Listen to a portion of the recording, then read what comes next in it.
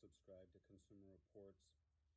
When I'm looking for a new vehicle or anything else in general that they cover, I take a look at their annual report issues that they send out. You can get it online, or in this case, I have the hard copy.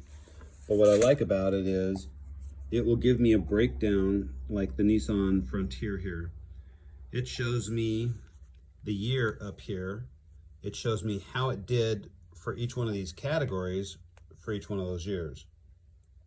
So if I look down here, I can see anything in red or anything in orange or in that straight line. So the best is here, the worst is here as it goes down. So the red there means it's one of the overall reliability, it's one of the worst.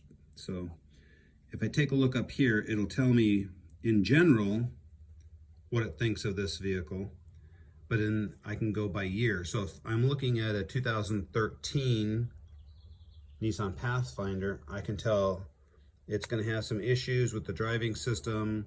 It's going to have some issues with the exhaust, with the paint, the trim, the noise.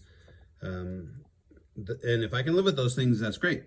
Then a 2013 would be a year that I'd like to look at that one. But if I find a year that just got a whole bunch of these red things in it, and it just seems like it was like a lemon year on a lot of the stuff, the drivetrain and the things I'm worried about, then I wouldn't get a 17. I'd maybe get an 18 where it seemed to have fixed some of those things, or a 19 where it didn't have as many issues.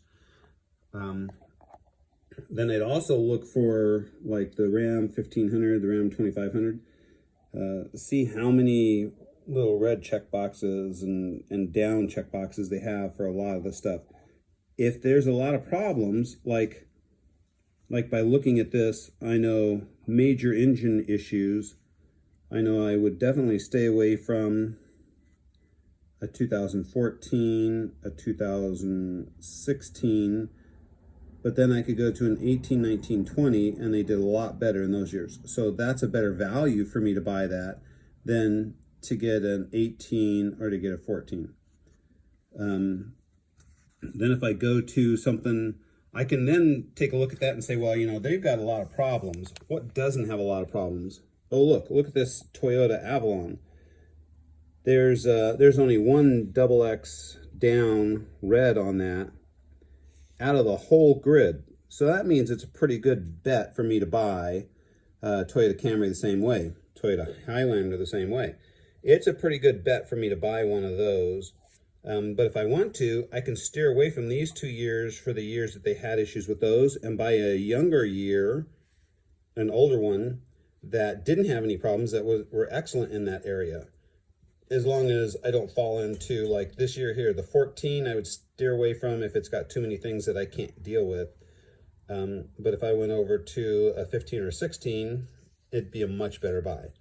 So that's one of the things that I like to do when I go to buy one of these is I look at, and the charts, they list the ones to stay away from. They list the best used ones for the price range, and then they give you a breakdown and a